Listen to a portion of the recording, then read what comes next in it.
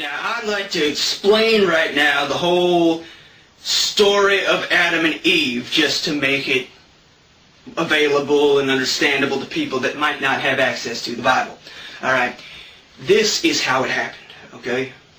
First, God made everything, okay? He just made everything, and He made this big garden that was earth, all right? And then He put, He put Adam and Eve in the garden. Okay, He put Adam and Eve in the garden, and they were naked because they didn't understand this whole thing about clothing and everything, and they didn't really understand anything. He said they hadn't eaten from the tree. There's a tree that God put in the center of the garden. And this was the tree of the knowledge of good and evil. You see, it's the tree of knowing things, the tree of knowledge. Now, they didn't eat from the tree yet, because God told them not to. You see, He put the tree there, and He told them, listen, all right, he walked. You have to understand something, that God was omniscient and omnipresent and all this stuff. You know, He was everywhere and knew everything and could see everything. But when He created, you know, the garden, He just kind of condensed down into a being, you know. And so you can read the Bible if you want, or you could just take it from me. He you know, condensed down to a person, all right. He couldn't see everything, and He didn't know everything, and He was just in one spot. So He was kind of like a human, and then that changed a little bit later, but I'll tell you about that. Now, He told them, He said, listen, all right, don't eat the fruit.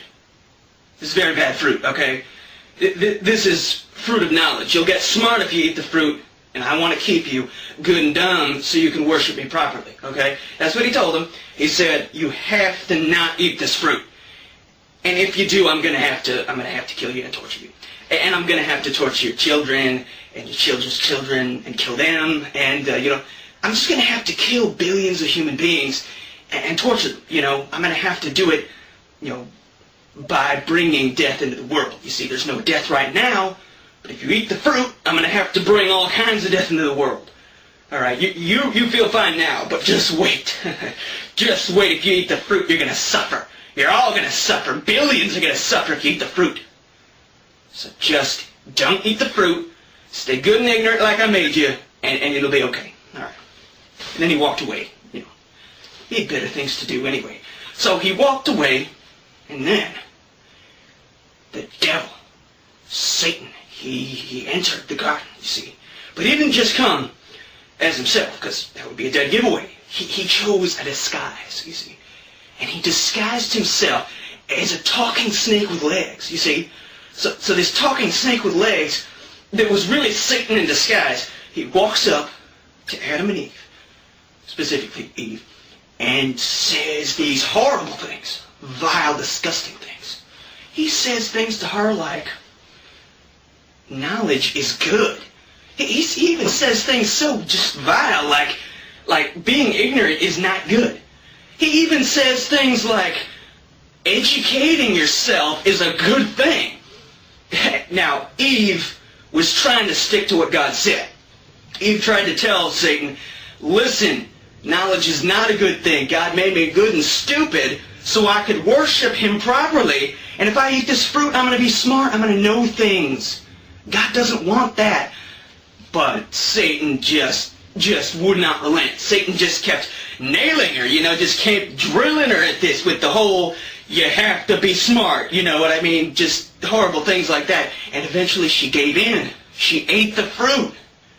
And then she called over Adam and had him eat some too. And they ate it. And then you know what happened? Just then, God walks by, you know. Now, He's curious. I guess He's really used to being omniscient and knowing everything. So now that He doesn't know everything, He's, you know, kind of nosy. So he asks, did you eat the fruit? What's going on? Why you look like you have something on your mouth? You know, what's going on? And, of course, you know, she comes clean. They say, oh, yeah, you know, we ate the fruit.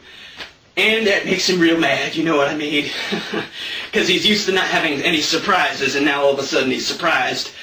You know, because he expected that they wouldn't eat the fruit when he walked away, but they did, all right? And he couldn't see this whole Satan disguised as a talking snake thing. He didn't see that coming. Just kind of blindsided him. So he got real mad, and he said, you know what? I have to do this. I'm going to have to bring death. I'm going to have to kick you out of the garden. Sorry, there's nothing I can do about it. And that's not all he did either. No. He looked at Satan. You know, disguised as a talking snake with legs. He looked at, well, he didn't look at Satan. He actually didn't really care about Satan. But he looked at the disguise Satan was wearing, you see. He looked at that snake that Satan had possessed, and he was furious. He was furious. He said, you know, how could you let yourself be possessed by Satan by no fault of your own? I mean, it wasn't your fault, but still I'm mad, you know what I mean? And he said to this snake, you know, I'm going to have to take your legs away. I don't have a choice. I'm going to take your legs away. It says right there, it says that from now on, you're going to have to crawl on your belly and eat dust for the rest of your life. All right? And he did. He punished all snakes. He did. He punished them, like it says in the Bible.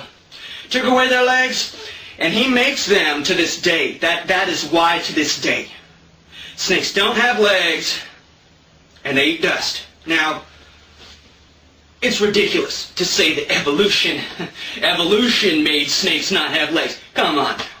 Evolution making snakes not have legs? Now, why would evolution take away someone's legs? We all like our legs, so why would evolution take away someone's legs if it's beneficial? All right? And why would snakes evolve to eat dust? You'd think if they evolved that they would have evolved to eat small mammals or something, you know? That they'd eat small animals that were big enough to, you know, wrap their mouths around. But they don't. They eat dust. Now, why would something evolve to eat dust? Doesn't make any sense why something would evolve to eat dust unless God made them eat dust.